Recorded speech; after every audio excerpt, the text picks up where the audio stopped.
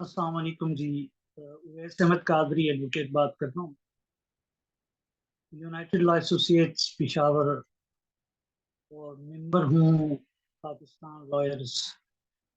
की जानिब से। आज हमारा तीसरा लेक्चर है। इससे पहले दो लेक्चर्स मैं दे चुका हूँ इसी जूम पे, जो क्लासेस ली जाती रही हैं, जिनमें हमारे वकला और हमारे तलबा हजरात शामिल थे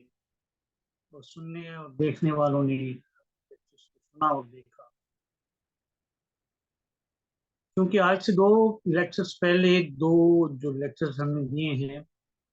वो मुस्लिम लॉ फैमिली लॉ ऑर्डिनेंस के मुताबिक वो लेक्चर्स थे, और दूसरा लेक्चर जो है वो डावर के मुताबिक था,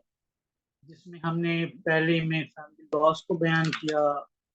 मैरिज को बयान किया, निकाह को बयान किया, निकाह की कंडीशंस को बयान किया, और उसके साथ साथ निकाह के जो मराहिल हैं, जो तबकात हैं, उनको मेंशन किया था मोहम्मद लॉ की रोशनी में। और मुस्लिम फैमिली लॉ ऑर्डिनेंस की रोशनी में हमने वो लेक्चर आपके सामने डिलीवर किया। क्योंकि कल का जो लेक्चर था वो डावर के मुतालिक था। जैसे कि डावर को आप समझते हैं कि हक महर कहा जाता है उर्दू में, और ये तीन मराहल होते हैं: निकाह का, और शादी, मैरिज, साथ में उसके डावर, और डावर के बाद जो है वो मेंटेनेंस। आज का लेक्चर जो हम आपके सामने पेश कर रहे हैं, जो लेक्चर आज किया जाएगा, वो है बेसिकली डाइवोर्स या तलाक या जुडिशियल डाइवोर्स या डिसोल्यूशन ऑफ मैरिज। अब यहाँ पे ये देखना ये है कि जो डाइवोर्स उसी सूरत में काबिल कबूल है और काबिल अमल है जिससे पहले वो मियाँ बीवी या लड़का और लड़की, जो एक मर्द और खातून रिश्ते अज़दवाज में मुंसलिक हो जाते हैं।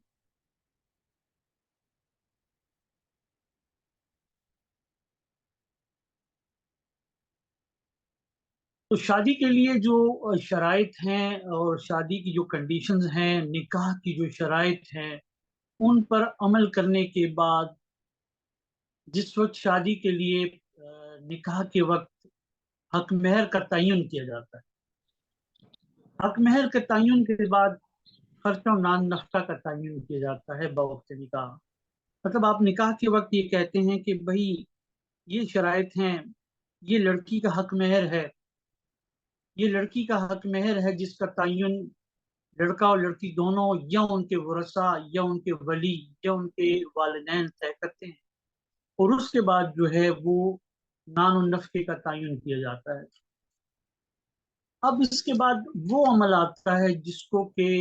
अल्लाह तबारक व तआला ने हराम कामों में से सबसे नापसंदीदा अमल कहा। मतलब वो अमल जिसको अल्लाह तबारक व तआला ने पसंद नहीं फरमाया, लेकिन हमारी शरीयत ने, कुरान और सुन्नत ने, हदीस ने, फिक़ह ने उसको बयान किया कि अगर दो मियाँ बीवी रिश्ते अज़दवाज में मुंसलिक हो जाने के बाद वो इस बात का तयन नहीं कर सकते कि इस रिश्ते को, इस ताल्लुक को वो बतदरीज आगे बढ़ा सके। देखें, निकाह और शादी का जो मकसद है, अन्निकाह मिन सुन्नती फमन रगिब अन सुन्नती फलैस मिन्नी, मेरे नबी करीम सल्लल्लाहु ताला अलैहि वसल्लम की हदीस मुबारका है कि निकाह मेरी सुन्नत है। फमन रगिब अन सुन्नती, जिसने इससे रूगर्दानी की वो मुझ में से नहीं है। तो निकाह करने के बाद किसी भी हालात में, वाक़यात की वजह से, अगर वो दोनों ज़ौजें, मियाँ बीवी, वो ये समझते हैं या उनमें से एक कोई समझता है कि वो इस रिश्ते को आगे कंटिन्यू नहीं कर सकता, क्योंकि देखें मकसद शादी का है अफजाइश नस्ल, नबी करीम सल्लल्लाहु ताला अलैहि वसल्लम की उम्मत को बढ़ाना, नेक्स्ट जनरेशन को परवान चढ़ना, دادا پر دادا کے نام کو آگے بڑھانا، چاہے وہ لڑکے کی صورت میں ہو یا لڑکی کی صورت میں ہو، وہ اولاد، وہ نیک اولاد اور وہ جائز اولاد جو کہ نکاح کی صورت میں میاں بیوی کے ملاپ کے بعد، میاں بیوی کے ملاپ کے بعد وہ آنے والی نسل جو دنیا میں آتی ہے، مقصد یہی ہوتا ہے کہ میاں بیوی کے ملاپ سے ان کی اس ایک حرام کام کو جائز قرار دیا جاتا ہے نکاح کے بعد۔ نکاح ایک وہ ذریعہ ہے جس میں ایک دوسرے کے ساتھ آپ ایجاب قبول کرتے ہیں گواہوں کی موجودگی میں، تو اس کو نکاح کہا جاتا ہے۔ اس کی شرائط یہ ہے کہ نکاح کے وقت آپ حق مہر کا تعین کریں گے، حق مہر کے ساتھ آپ نان نفقے کا ایک تعین کریں گے کہ میاں بیوی کو کیا دے گا اس نکاح کی وجہ سے۔ بیوی پھر اسے الاؤ کرتی ہے خلوت صحیحہ کے لیے، مباشرت کے لیے، کنزیومیشن کے لیے، اور اس رشتے سے آئندہ کی نسل بڑھتی ہے۔ اور اگر کسی صورت میں یہ بات دونوں فریقین آپس میں یہ طے کر لیں، یا کوئی بھی فریق یہ سمجھے کہ ہمارا رشتہ مزید آگے چلنے کے قابل نہیں ہے، ہم اس رشتے کو آگے برقرار نہیں رکھ سکتے، تو اس کے لیے اللہ تبارک و تعالیٰ نے، ہمارے نبی کریم صلی اللہ تعالیٰ علیہ وسلم نے ایک طریقہ وضع فرمایا جس کو قرآن میں بھی ذکر کیا گیا، جن کو احادیث مبارکہ میں بھی ذکر کیا گیا، جن کو ہمارے احناف نے بھی اس کو بتایا، وہ ہے طلاق یا قاضی کی طرف سے وہ فیصلہ جس کو جوڈیشل ڈائیورس کہا ہے، ڈیسولوشن آف میرج اور ڈائیورس۔ اب ڈائیورس کیا ہے؟ جو انگریزی لفظ ہے ڈائیورس، وہ ہے بیسیکلی اردو کا یا عربک لفظ طلاق۔ اسی سلسلے میں قرآن پاک میں سورہ طلاق بھی بیان کی گئی ہے۔ تو جو طلاق ہے وہ اختیار کس کے پاس ہے، اور ڈیسولوشن آف میرج کا اختیار کس کے پاس ہے؟ اب پہلے ہم نے یہ سمجھنا ہے کہ طلاق ہے کیا۔ طلاق وہ حق ہے جو خاوند استعمال کرتا ہے اپنی زوجہ، اپنی بیوی، اپنی منکوحہ سے علیحدگی کی صورت۔ اب طلاق کی کتنے قسمیں ہیں یہ آگے چل کے بیان ہوں گی۔ نکاح کے بعد جو طلاق ہے وہ رائٹ بن جاتا ہے ہسبینڈ کا، ول آف دا ہسبینڈ، یعنی ہسبینڈ جو ہے وہ اپنی مرضی استعمال کرے گا طلاق کی صورت میں، اور طلاق وہ دے گا عورت کو۔ اب وہ طلاق کی قسمیں کیا ہیں، کن صورت میں وہ طلاق دے گا، کن صورتوں میں وہ طلاق دے سکتا ہے، کن صورتوں میں وہ طلاق نہیں دے سکتا، یہ تو وہ اختیار ہو گیا جو مرد کے پاس ہے۔ دوسرا اختیار جو ہے وہ عورت کے پاس یا مشترکہ ہے، جس کو ہم کہیں گے خلا۔ خلا جو اختیار ہے وہ عورت کے پاس ہے۔ عورت اگر علیحدگی چاہے تو وہ خلا لے گی بذریعے انٹرونشن آف کورٹ کے ذریعے، عدالت کے ذریعے وہ خلا کی اپنے آپ کو حقدار ٹھہرائے گی، اور وہ علیحدگی کی صورت میں جائے گی اور وہ کہے گی جی مجھے خلا چاہیے، میں اس خاوند سے علیحدہ ہونا چاہتی ہوں، اور خاوند مجھے اس کے عوض طلاق نہیں دے رہا، تو میں اپنا رائٹ ایکسرسائز کرتی ہوں۔ اب اس میں شریعت کیا کہتی ہے؟ اس میں شریعت کہتی ہے کہ اس میں بھی بیوی کی طرف سے خلا کے مطالبے پر خاوند کی رضامندی شامل ہے۔ اگر خاوند کی رضامندی شامل نہ ہو تو وہ خلا نہیں ہو سکتی۔ لیکن یہاں پہ جب ہماری Muslim family law ordinance, Muslim marriages resolution of marriage act 1939 اور فیملی لاز میں جو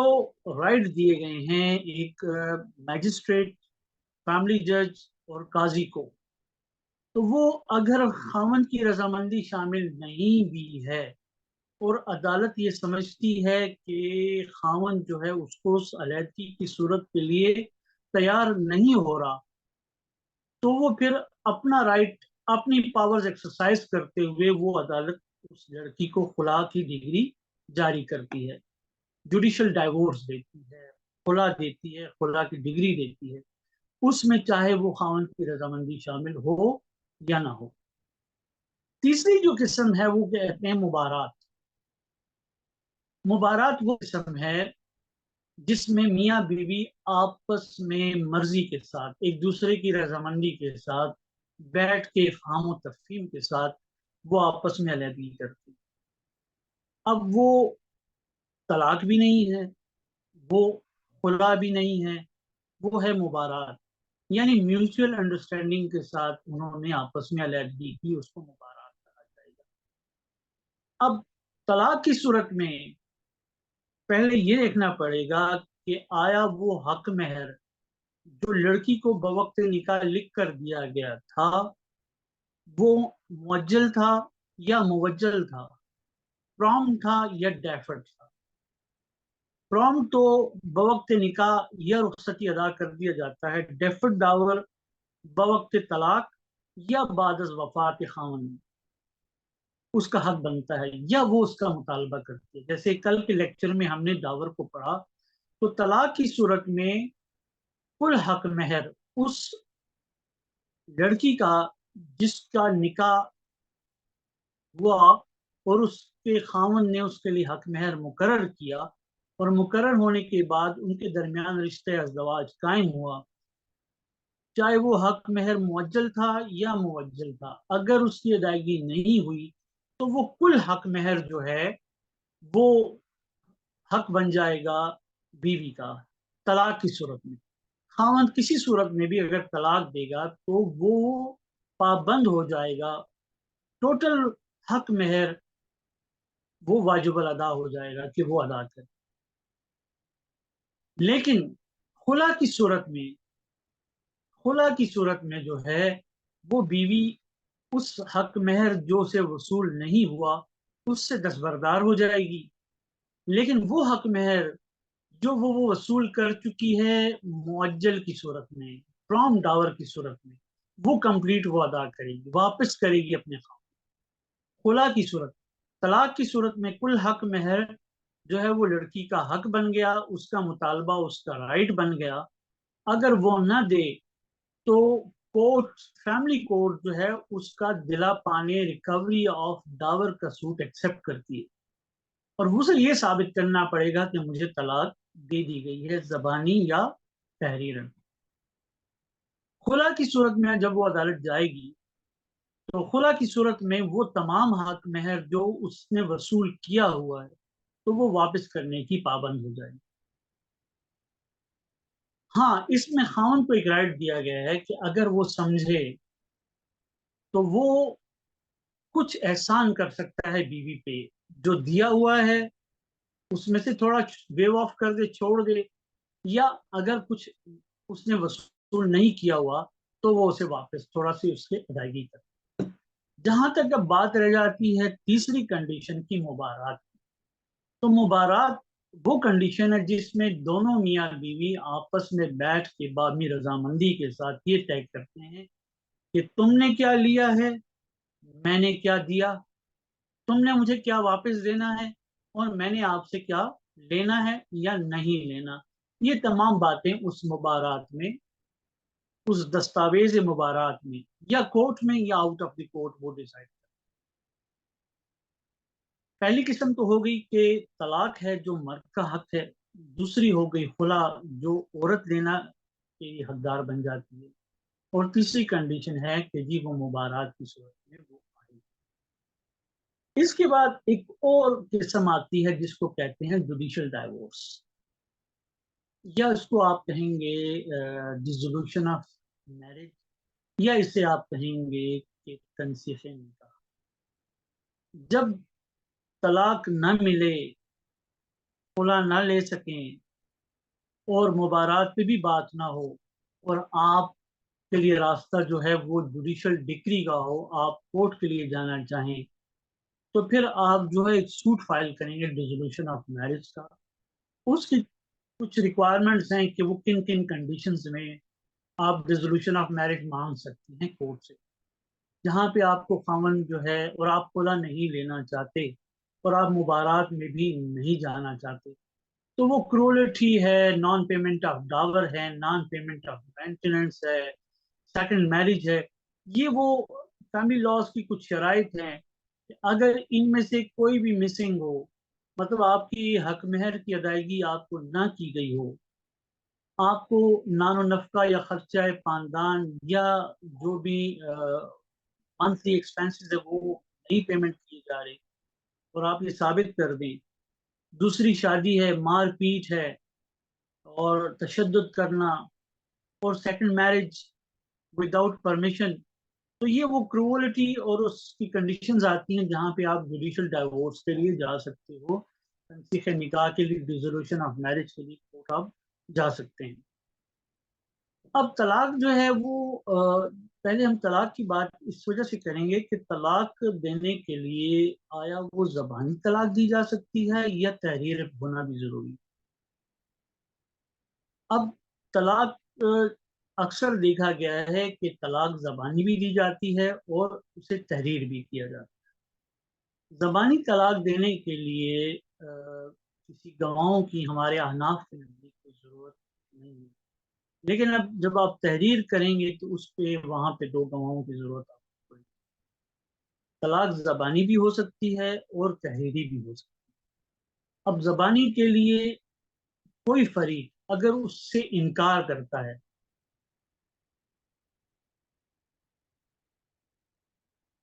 ایک سوال تھا،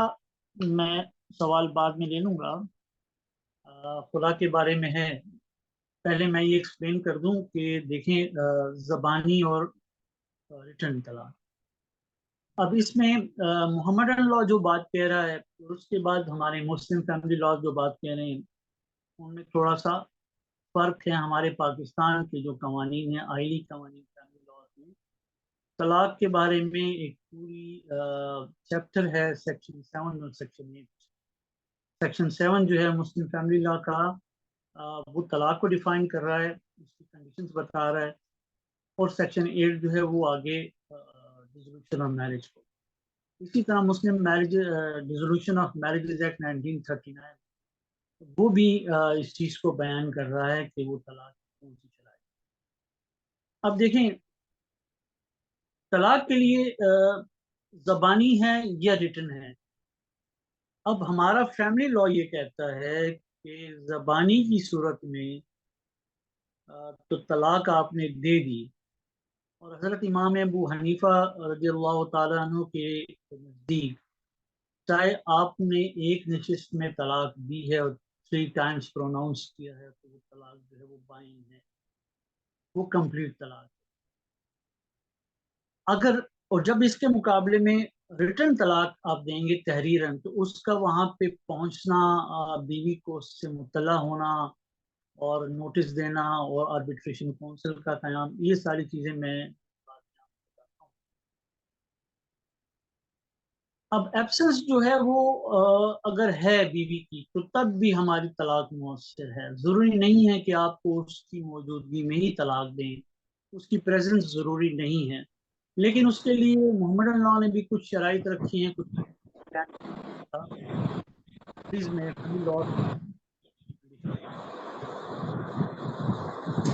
محمد اللہ کیا کہہ رہا ہے اور فیملی لا کیا کہتا ہے. اب آ جاتے ہیں ہم موڈ آف طلاق پہ. اب موڈز آف طلاق کیا ہیں، مطلب طلاق کی کتنی صورتیں ہمیں قرآن سے، حدیث اور فقہ سے ہمیں ظاہر کی گئی ہیں، جن کو ہم بتدریج کرتے ہیں، اور انہی شرائط اور انہی کنڈیشنز کو اور انہی موڈز آف طلاق کو جو ہے نا وہ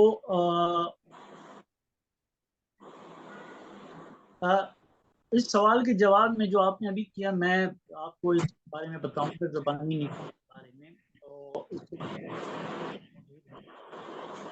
بات آ جاتی ہے کہ موڈز آف طلاق کیا ہیں. تو بہتر طریقہ جو ہمیں قرآن و سنت سے ملتا ہے وہ طلاق احسن ہے اور طلاق. اب طلاق احسن اور حسن کو بیان کرتے ہوئے آپ دیکھتے ہیں کہ طلاق حسن کیا ہے اور طلاق احسن کیا ہے. طلاق احسن ہے کہ اس توہر کے پیریڈ میں ایام میں وہ جو پاک ہونے کا جو پیریڈ ہے، مطلب وہ منسٹریل پیریڈ گزار لے، وہ پاک ہو جائے، وہ طہر کے ایام میں، وہ جو مہینے کے حساب سے ماہواری کے ایام آتے ہیں، ان کو گزارنے کے بعد، جو پیریڈز ہیں ان کو گزارنے کے بعد جو پاک ہونے کا پیریڈ ہے اس کو طہر کہا جاتا ہے۔ طہر کا عربی کے معنی ہے پاک ہونے کے۔ اس پیریڈ میں وہ ایک طلاق دے گا، پھر اس کے بعد وہ ایک پیریڈ گزارے گی، پھر دوسرا پیریڈ گزارے گی، پھر تیسرا پیریڈ گزارے گی، اور اس دوران اگر وہ رجوع نہیں کرتا، اب رجوع کے طریقے مختلف جگہوں پہ مختلف بیان ہوئے ہیں۔ رجوع کے لیے کنزیومیشن بھی ہے،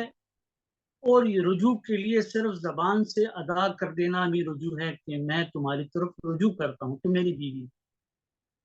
اس صورت میں وہ طلاق احسن جو ہے وہ ایک طلاق اس سے،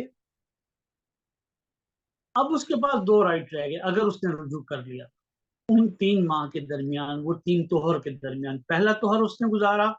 دوسرا طہر اس نے گزارا، اور تیسرا طہر اگر اس نے گزار لیا تو یہ طلاق بائن ہو گئی، یہ طلاق مکمل ہو گئی۔ اب اس کے بعد ان کا رجوع کرنا وہ نکاح کی صورت میں آئے، یہ طلاق احسن ہے۔ اب طلاق حسن کیا ہے؟ اب طلاق حسن ہے جس میں کہ وہ پہلے طہر میں بھی طلاق دیتا ہے، دوسرے طہر میں دوسری طلاق دیتا ہے، تیسرے طہر میں تیسری طلاق دیتا ہے۔ اب اگر وہ پہلے طہر کے بعد رجوع کر لیتا ہے تو اس کی ایک طلاق ہو گئی، باقی اس کے پاس دو رائٹ رہے۔ اگر دوسری طہر میں وہ پھر طلاق دیتا ہے اور رجوع نہیں کرتا تو وہ پھر تیسری طہر تک انتظار کرے۔ وہ تیسری طہر کے بعد وہ اگر رجوع کرتا ہے تو وہ پھر رجوع نہیں کرتا، وہ طلاق بائن ہو جاتی، irrevocable طلاق ہو جاتی۔ لیکن اگر وہ طلاق احسن کو بھی اپلائی نہیں کرتا، اب طلاق احسن اور حسن کا دیکھیں مقصد جو ہے وہ میاں بیوی کے رشتے کو برقرار رکھنے کے لیے ایک لچک ہے، ایک فلیکسیبلٹی ہے، ایک احسن راستہ اور ایک حسن راستہ دیا گیا ہے۔ آپ اس بیوی کو تھوڑا موقع دیں سوچنے کا۔ جب آپ نے ایک طلاق دے دی تو اسے موقع مل گیا سوچنے کا، اگر اس میں کوئی خرابی کوئی غلطی ہے تو اس کو ریوائز کر سکتی ہے۔ اگر آپ نہیں اسے رکھنا چاہتے تو آپ کو بھی سوچنے کا موقع مل جائے گا۔ یہ ایک پریکاشنری طور پہ ایک اسے اٹیک کیا جاتا ہے۔ لیکن اس کو اگر چھوڑتے ہوئے کوئی مرد وہ ایٹ ونس 3 طلاق دے دیتا ہے تو وہ طلاق بدعہ یا بائن کہلاتا ہے، وہ یہ دیکھو irrevocable ہے، مطلب اس کی واپسی نہیں۔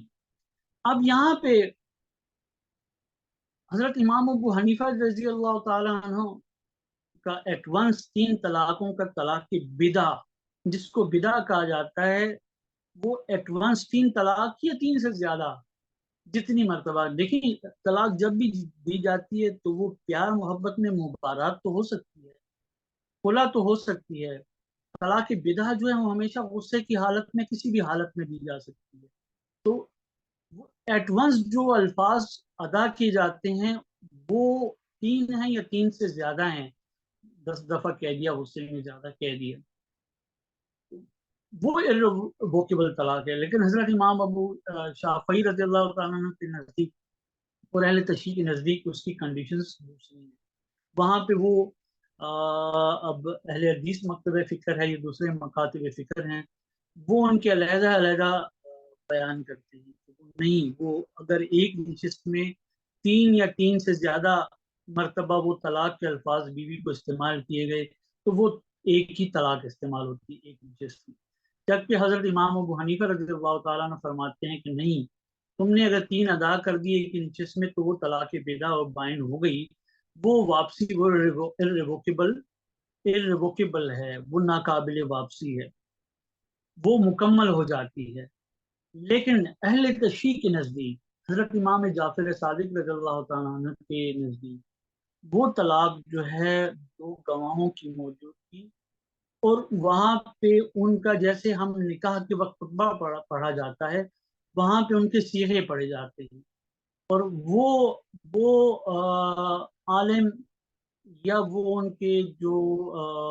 بڑے ہیں، بزرگ ہیں، وہ جب تک صیغے نہیں پڑھیں گے اور اس کے اوپر فتویٰ نہیں جاری کریں گے تو اہل تشیع کے نزدیک وہ طلاق جو ہے وہ مکمل نہیں ہوتی.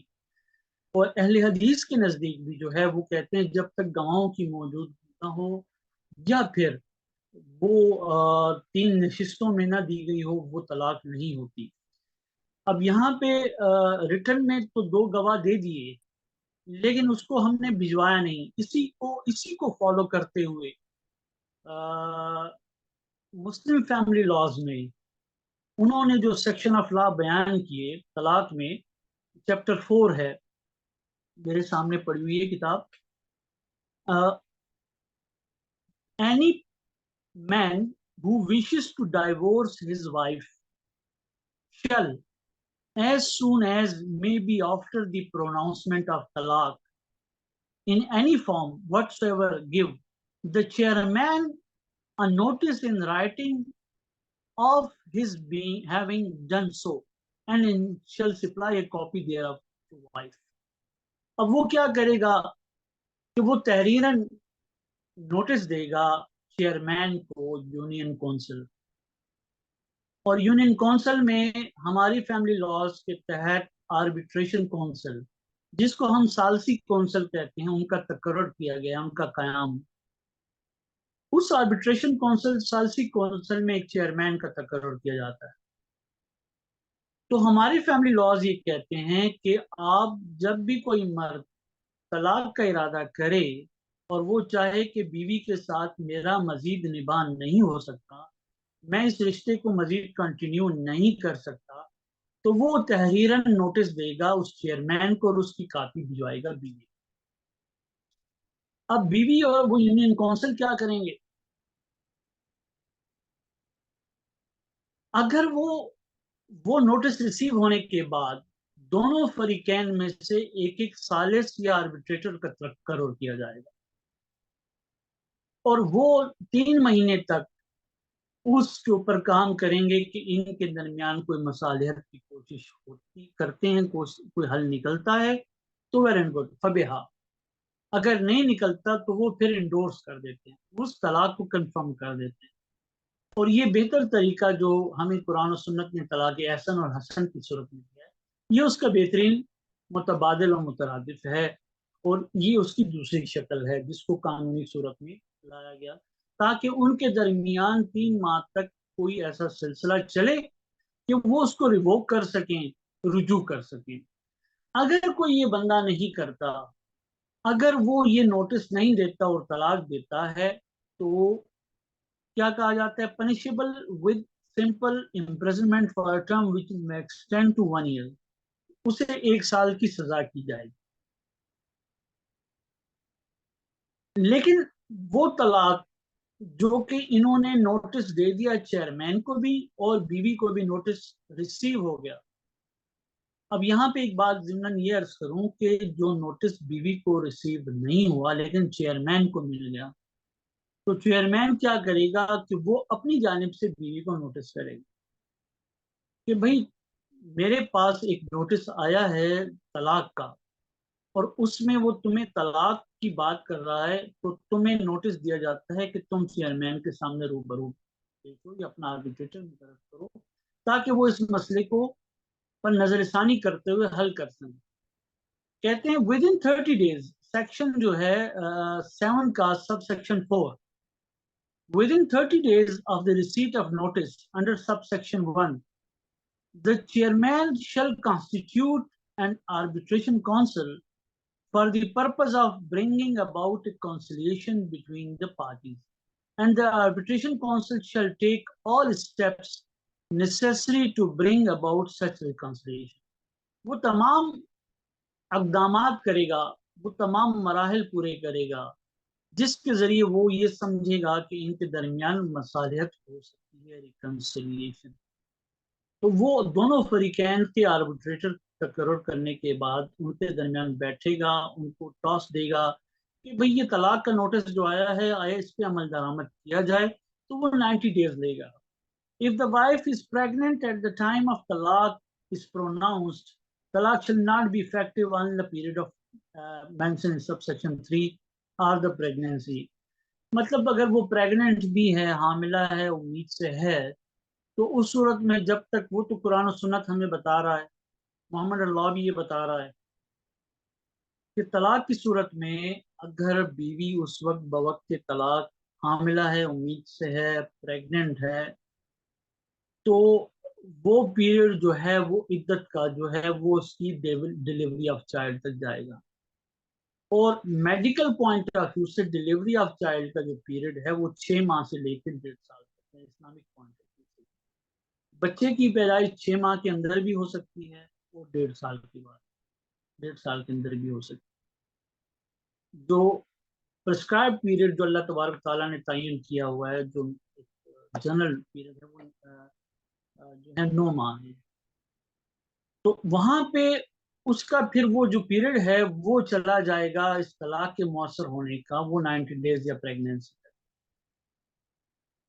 اب دیکھنا یہ ہے کہ آیا وہ طلاق جو خاوند کو حق حاصل ہے اور خاوند وہ طلاق دے سکتا ہے، کیا اس کے علاوہ بھی کوئی بندہ دے سکتا ہے وہ طلاق؟ اس میں محمد اللہ اور فیملی لاز کہتے ہیں کہ نکاح کے بعد ایک مرد اپنے حق کے طلاق کو کسی دوسرے کو ڈیلیگیٹ یا تفویض کر سکتا ہے، جیسے وہ بیوی کو بھی تفویض کر سکتا ہے. جیسے نکاح نامے میں شرائط میں شرط یہ بھی ہوتی ہے کہ آیا بیوی کو طلاق کا حق تفویض کیا گیا ہے، اگر ہاں یا نہیں. اگر ہاں تو کن صورتحال میں، اور اگر نہیں تو وہ وہاں پہ آپ اس کو لائن لگا کے کاٹ دیتے. لیکن وہ کسی اور بندے کو بھی، کسی تیسرے بندے کو بھی وہ حق تفویض کر سکتا ہے، ڈیلیگیٹ کر سکتا ہے کہ میری جانب سے تم طلاق دے سکتے ہو، یا عورت خود اپنے آپ کو طلاق دے سکتی ہے اس حق کی تفویض کرنے کے رائٹ کو امپلیمنٹ کرے گی. اب دیکھیں ریزولوشن آف میرج اور مسلم فیملی لاز آرڈیننس 1961 کے تحت طلاق کو ڈیفائن کیا گیا. اور اب اس کے بعد ایک اور ہے جس کو کہتے ہیں الا، طلاق الا. یہ بھی کائنڈ آف رائٹ ہے جس کو خاتون پرفارم کرتی ہے، امپلیمنٹ. وہ کیسے امپلیمنٹ کراتی ہے؟ وہ ہے اگر کسی خاص پیریڈ تک خاوند اور بیوی کے درمیان ریلیشن شپ قائم نہ رہے، ملاپ نہ ہو، کنزیومیشن نہ ہو، تو وہ عورت اس کو امپلیمنٹ کرواتے ہوئے طلاق الا کے لیے اپلائی کرے گی تو جوڈیشل ڈائیورس کے لیے ہو جائے گا. سیکنڈ ایک اور طلاق کی قسم ہے جس کو کہا جاتا ہے زہار. زہار مطلب آپ سملیرٹی ہے، مطلب کسی سے آپ کمپیئر کرتے ہیں اس کو. اب وہ پروہیبٹڈ ڈگری میں آپ ایسے فرق کے ساتھ اس کو کمپیئر کر رہے ہیں، بیوی کو یا خاوند کو، اور وہ پروہیبٹڈ ڈگری میں آتا ہے. تو پروہیبٹڈ ڈگری کی وجہ سے پھر وہ خاتون کو یا مرد کو وہ حق حاصل ہو جاتا ہے. خاتون کو اسپیشلی خاتون یہ بات کہتی ہے کہ مرد نے مجھے اپنی بہن سے مثل قرار دیا کہ تم میری بہن ہو، تم میری والدہ ہو، یا تم میری بیٹی ہو.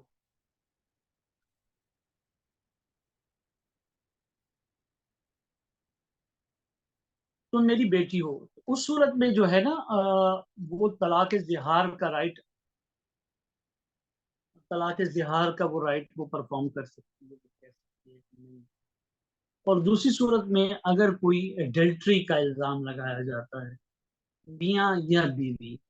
تو وہ طلاق لعان کہا جاتا ہے اسے. اب طلاق لعان میں کیا چیز ہے کہ وہ میاں بیوی دونوں جو ہیں روبرو ایک قاضی فیملی جج، وہ اپنے اوپر قسم کھاتے ہوئے لعنت بیچتے ہیں کہ مجھ پر لعنت ہو اگر میں جھوٹ بولوں،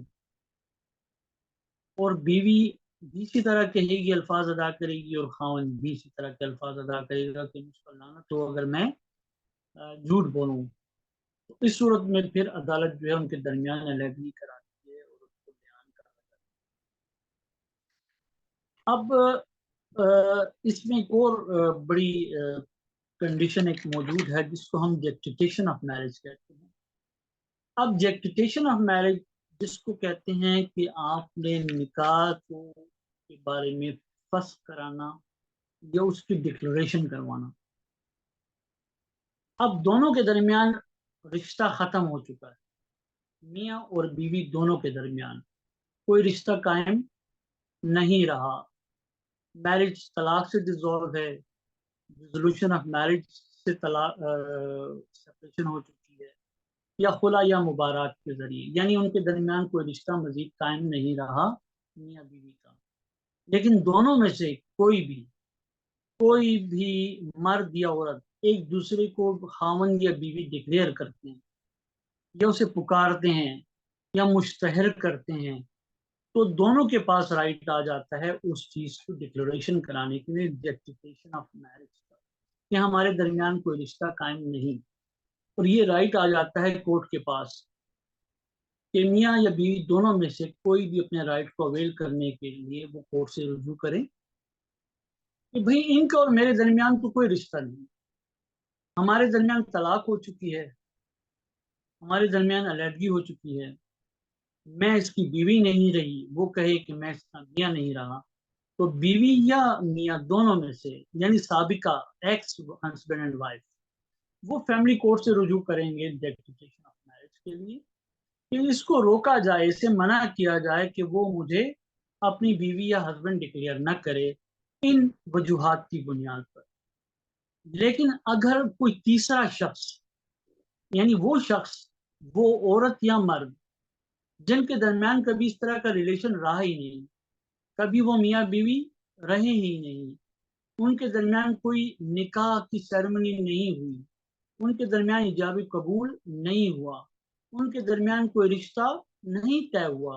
اور وہ دوسرے کو ایک دوسرے کے ساتھ منسوخ کرتے ہیں، لڑکی اس کو خاوند ڈکلیئر کر رہی ہے یا لڑکا اس کو بیوی ڈکلیئر کر رہا ہے، تو اس صورت میں وہ لوگ جن کا آپس میں رشتہ نہیں ہے وہ پھر سول کورٹ سے رجوع کرتے ہیں اور وہ ڈکلریشن مانگیں گے ڈکلریشن آف میرج کی۔ لیکن اگر وہ میاں بیوی ہیں تو وہ فیملی کورٹ کی جورسڈکشن آ جائے گی، لیکن اگر وہ میاں بیوی نہیں رہے، پہلے تھے اور ان کے درمیان کوئی رشتہ نہیں تھا، تو وہ پھر جورسڈکشن بن جاتی ہے سول کورٹ میں۔ اب دیکھیں یہاں پہ اب نوٹس بھی چلا گیا، آربیٹریشن کونسل بھی بیٹھ گئی، انہوں نے اس کو ڈکلیئر کر دیا، اب شادی جو ہے ان کے درمیان نکاح جو ہے وہ منسوخ تصور ہوا، نکاح نہیں تصور ہوا اور وہ ختم کر دیا گیا، آربیٹریشن کونسل نے اسے ڈکلیئر کر دیا۔ اس صورت میں طلاق تو کنفرم ہو گئی، وہ رشتہ ختم ہو گیا۔ جب وہ رشتہ ختم ہو گیا تو ابھی سیکنڈ آپشن جو عورت کے لیے ہے وہ عدت پیریڈ ہے۔ اب وہ عدت پیریڈ کیسے گزارے گی؟ عدت پیریڈ طلاق کے بعد، خلا کے بعد، مبارات کے بعد، طلاق احسن کے بعد، حسن کے بعد، بدا کے بعد۔ اب جو عدت پیریڈ ہے وہ ہے 3 قمری مہینے، وہ ایام وہ پیریڈز کے دن جو عورت کے اوپر اللہ تبارک تعالیٰ فزیکلی طور پہ، جسمانی طور پہ وہ ایام گزارتی ہے، جس کو لیونر منتھس قمری مہینے کہا جاتا ہے، اور وہ مینسٹریل پیریڈز ہیں جو کہ ایک خاتون پہ آتے ہیں۔ اس کے بعد اس پیریڈ گزارنے کے بعد وہ عورت طہر کا پیریڈ گزارتی ہے، وہ پاک ہو جاتی ہے۔ تو یہ 3 قمری مہینے، 3 چاند کے مہینے جو وہ پیریڈز گزارے گی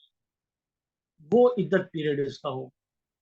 اب طلاق کی صورت میں وہ 3 قمری مہینے گزارے گی، اور وہاں پہ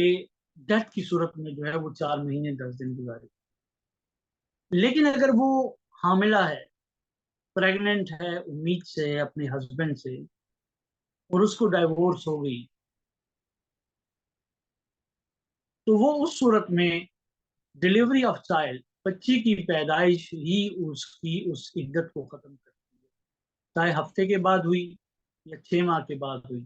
یا 8 ماہ کے بعد ہوئی یا 1 سال کے بعد ہوئی، جب بھی وہ بچے کی پیدائش ہوگی وہ اس کی عدت ختم ہوگی۔ اگر وہ امید سے نہیں تو 3 4 مہینے 3 پیریڈز گزارے گی، لیکن اگر وہ پریگننٹ ہے تو ٹل ڈلیوری آف چائلڈ۔ لیکن اگر اس کی ڈیتھ ہوئی ہے اور وہ اس صورت میں بھی اس کی وہ امید سے تھی، تو وہ پھر جو ہے وہ گزارے گی وہ 4 مہینے اور 10 دن،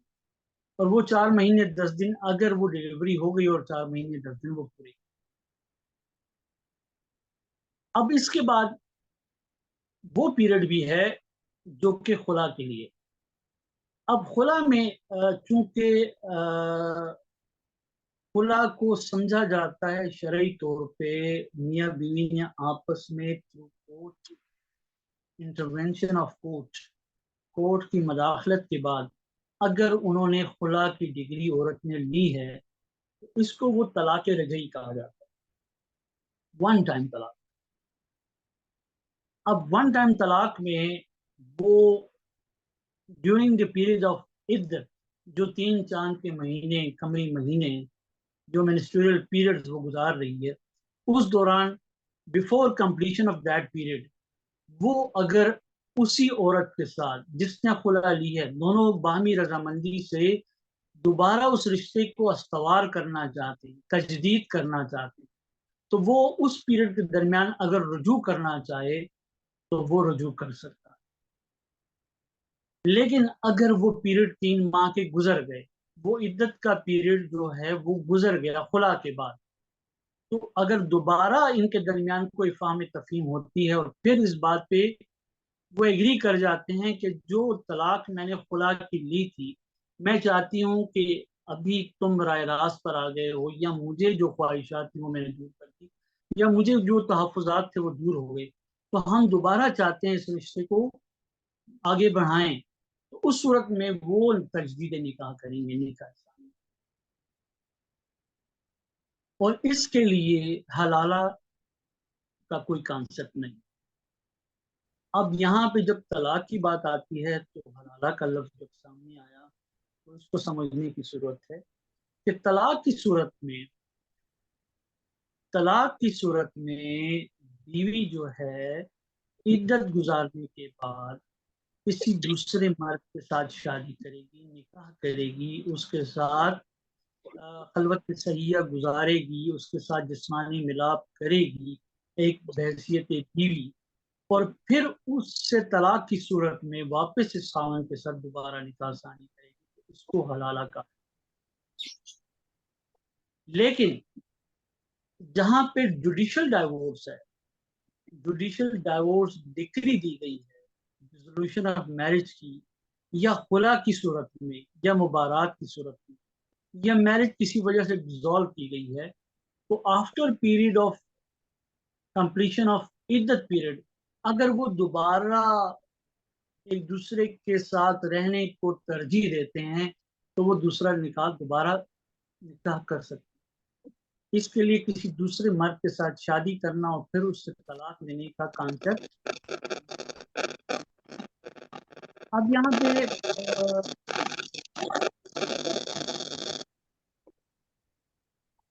ایک اور چیز ہے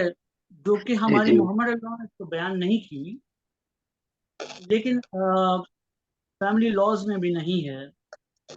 لیکن ہو سکتا ہے میرے سامنے والے میرے جو سامعین ہیں اور ناظرین ہیں جو مجھے دیکھ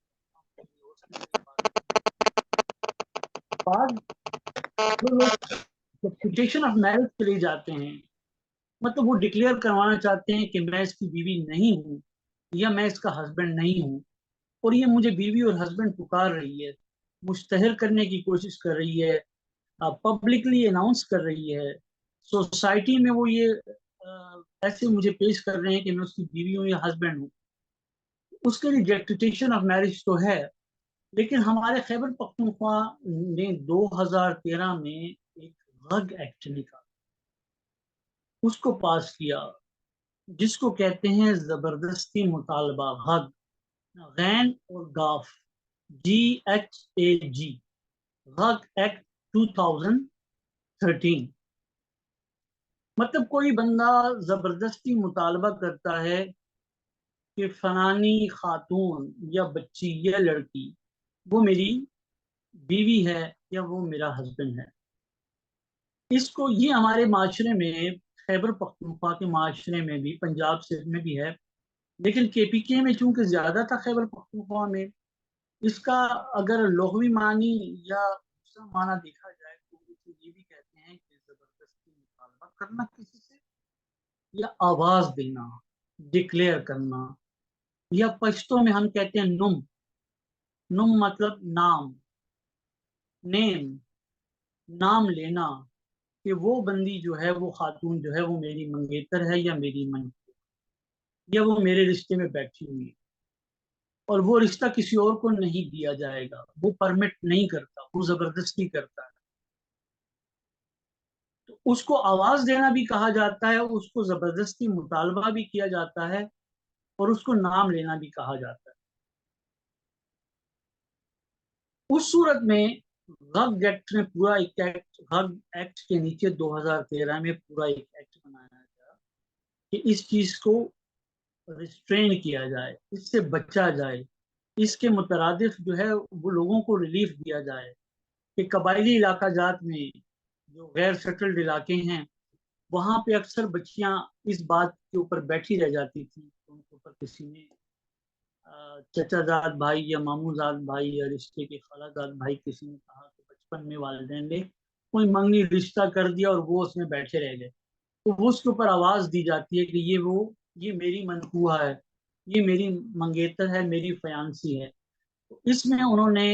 قانون پاس کیا خیبر پختونخوا میں، اور زیادہ سے زیادہ 7 سال سزا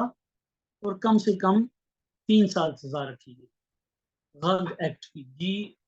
GHAG، اور غین اور گاف کے ساتھ، کہ غگ ایکٹ کے تحت اگر کوئی ایسا کام کرتا ہے تو وہ کیا ہوگا، وہ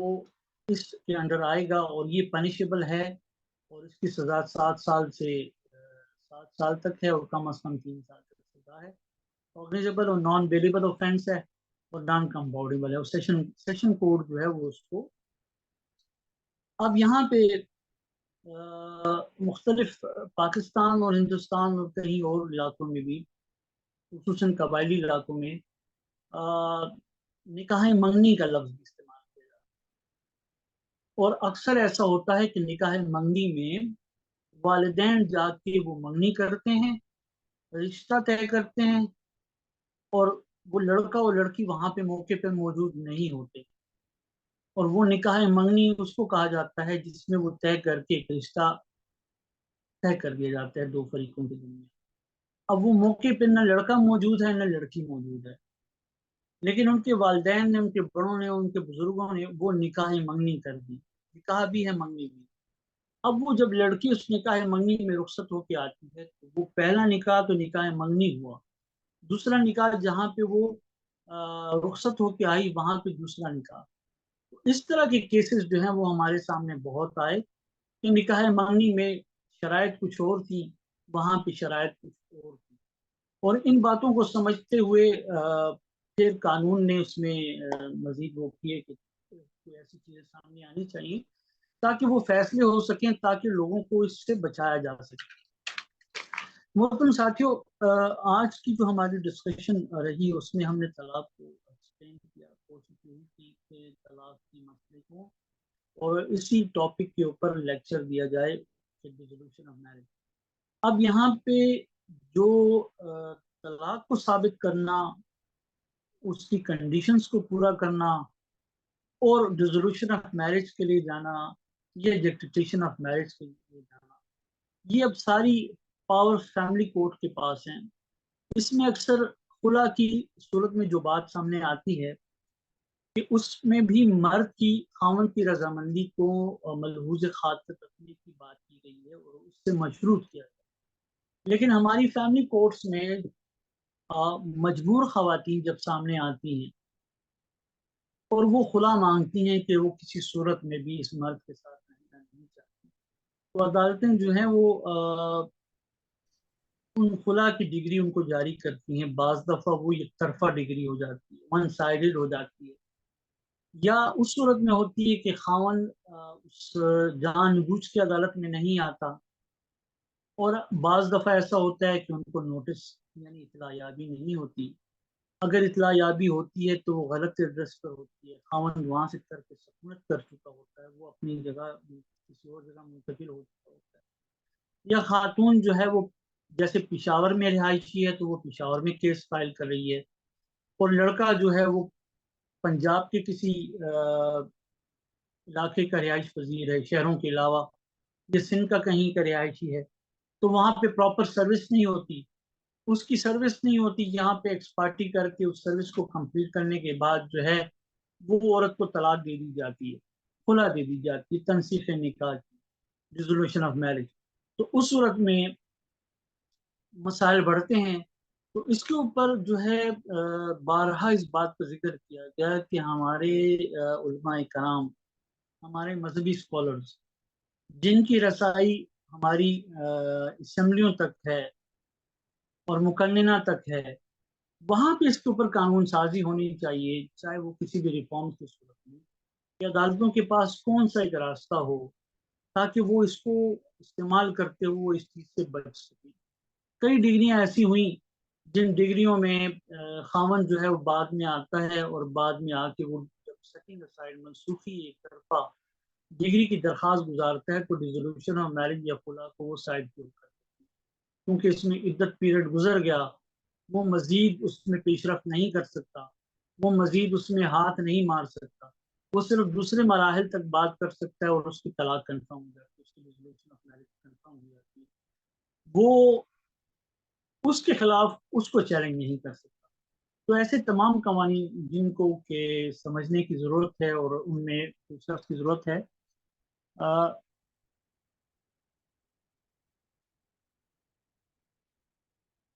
سوالات کی طرف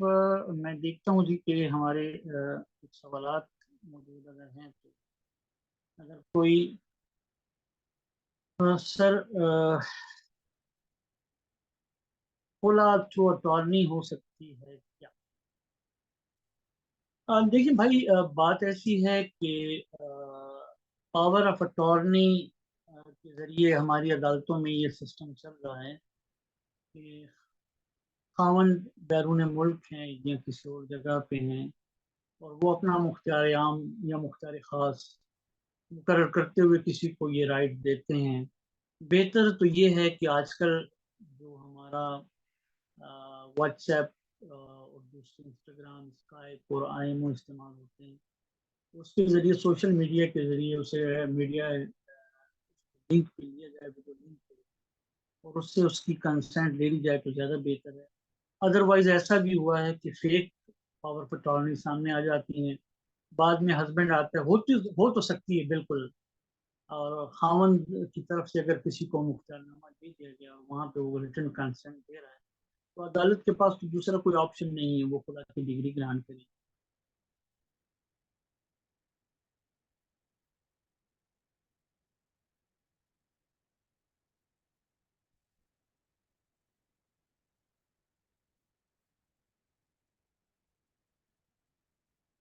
بالکل آپ کی بات سوال اچھا ہے کہ سر جی آج کل عورت خلا لیتی ہے مگر حق مہر نہیں دیتا، قسم لے لیتے ہیں کچھ اور قسم نہیں، ایسا خلا جائز ہے اور بیٹی کو بھی باپ سے دور کر دیتے. سچویشن ایسی ہے جی کہ عورت نے جو طلاق، جیسے کہ کل کے لیکچر میں نے یہ بات آپ کے سامنے رکھی کہ داور کو کے تعین کے لیے جو موجل ہے اور موجل ہے، پرامپٹ اور ڈیفرڈ، جو بوقت نکاح دے دیا گیا، لکھا گیا نکاح نامے میں کہ یہ نکاح حاضر ہے، موجود ہے یا موجل ہے، لیکن یا تو دیا نہیں گیا، یا اگر دیا گیا تو اسی رات یا اس سے اگلی صبح یا کچھ دن بعد وہ واپس دے دیا گیا. اب وہ بیچاری عورت کے پاس تو کچھ نہیں رہا، وہ جو معجل لکھا تھا وہ تو پیڈ اور ہماری ہائی کورٹ کے اور سپریم کورٹ کے فیصلے کہتے ہیں کہ وہ جو موجود لکھا ہوا ہے وہ پیٹ تصور ہے، وہ موجود ہے. اب اس کی ریکوری کا دعویٰ فیملی کورٹ کی جوریسڈکشن سے باہر ہو گیا. لیکن وہ حق مہر جو ڈیفرڈ لکھا ہوا تھا، اندل طلب لکھا ہوا تھا، جس کا حسب وعدہ دینے کا وعدہ خاوند نے کیا، اور بعد از نکاح یا بعد از رخصتی یا کچھ دن کے بعد اس نے بیوی کے مطالبے پر یا اپنی خوشی سے اسے دے دیا. اب وہ نکاح نامے میں تو اندل طلب لکھا ہوا ہے، اب اس نے دے تو دیا لیکن اس نے کوئی تحریر تو نہیں لکھی، نہ اس نے گواہوں کی موجودگی میں. یہ ہمارا ایک ٹریڈیشن ہے، خاوند جو ہے وہ لکھواتا نہیں ہے کہ یار اب میاں بیوی کے درمیان اب کیا لکھا جائے گا کہ میں نے تمہیں یہ حق مہر ادا کر. تو جب تنازعات کی صورت بنتی ہے اور بیوی عدالت سے رجوع کرتی ہے فیملی کورٹ سے، تو وہ وصول کردہ حق مہر کو بھی اندل طلب میں ڈال دی، اور وہ اندل طلب کی وجہ سے وہ خاوند بیچارہ مجبور ہو جاتا ہے، کیونکہ اس نے اس وقت تو ہنسی خوشی پیار محبت میں وہ حق مہر کی ادائیگی کر دی، وہ تو اس نے دے دیا. اب دینے کے بعد اس نے کوئی تحریر تو نہیں لی. ہاں بعض دفعہ ایسا ہوتا ہے کہ گواہ موجود ہوتے ہیں والدین کی موجودگی میں، بھائیوں کی موجودگی میں، یا لڑکی کے والدین اور بھائیوں کی موجودگی. یہ بڑے کم ریئر کیسز میں ہمارے سامنے آیا، اور ہمیشہ جو ہے انزل طلب جو ہے لینے کے باوجود لڑکی مطالبہ کرتی ہے، اور بہت کم کیسز میں دیکھا جاتا ہے کہ لڑکی سچ بولتی ہے. اسی لیے ابھی ہائی کورٹ اور سپریم کورٹ نے اس کے اوپر اپنا ایک پوائنٹ آف ویو بالکل کلیئر کر لیا ہے. وہ یہ کہ زیورات ایک ایسے آرٹیکلز ہیں، ایسی اشیاء ہیں، زیورات طلائی، سونے کے زیورات، جو عورت کسی کو نہیں دیتی، وہ اپنی کسٹڈی میں رکھتی ہے. چاہے وہ اپنی والدہ کے گھر گئی یا کہیں گئی، وہ لاکر میں رکھے گی، اپنی کسٹڈی میں رکھے گی یا اپنی والدین کے گھر رکھے گی. اس لیے عورت کا اس کہنے کو کہ جی مجھے دیے گئے اور پھر مجھ سے لے لیے گئے یا مجھے نہیں دیے گئے، اس کو ہائی کورٹ کی فیصلہ انہوں نے کیے کہ بھائی یہ چیزیں جو ہیں تھوڑی سی قابل قبول نہیں ہیں. اب اکثر ایسا ہوتا ہے کہ وہ چیزیں جو پھر لینے اور دینے کے بعد پھر میاں بیوی کے درمیان تنازع پیدا ہوتا ہے تو مسائل وہیں سے کھڑے ہوتے ہیں. اب ایک اور ٹرینڈ جو بڑھ چکا ہے نا مزید، ہماری جیسے ہم نے پریکٹس اسٹارٹ کی تو اس وقت ایک فیملی جج بھی نہیں تھی خاتون، تو ایک کوئی بھی سول جج جو ہے ایز اے فیملی جج کام کرتا تھا. پھر آہستہ مقدمات کے میں بتدریج اضافے کے بعد ایک فیملی جج کو اپوائنٹ کیا گیا. ابھی ہر ضلع اور ہر صوبے میں فیملی اور کیسز کی تعداد کے بڑھنے کے ساتھ ساتھ، مقدمات کے بڑھنے کے ساتھ ساتھ ججز میں بارہا اضافہ کیا جاتا رہا ہے اور کر رہے ہیں. لیکن اگر آپ اپنی ابتدائی عدالت سے سپریم کورٹ تک کے فیملی کیسز کی اگر تعداد کو آپ گننا چاہیں تو آپ گن نہیں پائیں گے، کہ جو ہمارے پاکستان میں مختلف عدالتوں میں، مختلف اضلاع، مختلف صوبوں میں وہ پینڈنگ پڑیں گے. کیونکہ ہر عورت، ہر لڑکی وہ جاتی ہے اور کہتی ہے جی مجھے یہ چیز نہیں ملی، اور وہ مقدمات کی تعداد بتدریج بڑھ رہی ہے، چاہے وہ فیملی کورٹ کی عدالت کی حد تک ہے یا سیشن کی عدالت کی حد تک ہے یا ہائی کورٹ کی عدالت تک کی ہے، اور وہ سپریم کورٹ میں بھی پینڈنگ ہے. اس کا جو ہے نا تھوڑا سا ان کو ڈسکریج کرنا چاہیے، اور اس میں قانون سازی ڈاور کے اوپر ہونی چاہیے، ایک طرفہ ڈگری کے اوپر ہونی چاہیے، خلا کے اوپر کچھ قانون سازی ہونی چاہیے، تاکہ ان چیزوں سے ہمیں آنے والی ہماری نسلوں کو کچھ فائدہ ہو سکے اور وہ بچ سکیں. مطلب اتنی آسانی نہیں پیدا کرنی چاہیے کہ وہ آسانی سے کورٹ جائے اور ایک طرفہ کہ جی اب حق مہر لیا ہوتا ہے لیکن وہ چلی جاتی ہے جی ڈیزولوشن آف میرج کے لیے. حق مہر وصول کیا ہوتا ہے اور وہ چلی جاتی ہے کہ جی میں تو مجھے کچھ نہیں ملا ہوا کیونکہ انزل طلب ہے، میں نے لیے ہوئی نہیں ہے اور مجھے آپ کھلا دیں گی. اور اس میں وہ واپس، اور اگر وہ لے بھی لے پھر واپس کرنے کے لیے پھر ہسبینڈ کو دوبارہ عدالت سے رجوع کرنا پڑتا ہے کہ جی آپ وہ چیزیں جو اس میں لی ہوئی ہے، اکثر جائیدادیں جو رجسٹرڈ اور کاغذات مال میں وہ میوٹیشن حق مہر کی صورت میں کر دی جاتی ہے، ان کو واپس کرنے کے لیے پھر ایک مقدمہ بازی کا نیا سلسلہ شروع ہوتا ہے. تو اللہ تبارک و تعالیٰ سے دعا ہے کہ اللہ تبارک و تعالیٰ ہمیں سمجھنے فرمائے. آپ سارے دوستوں بھائیوں کا بہت بہت شکریہ. کہ آپ لوگوں نے مجھے برداشت کیا، مجھے سنا، اور انشاءاللہ آپ لوگ کسی لیکچر میں کسی نئی موضوع کے ساتھ دوبارہ حاضر ہیں۔ السلام علیکم۔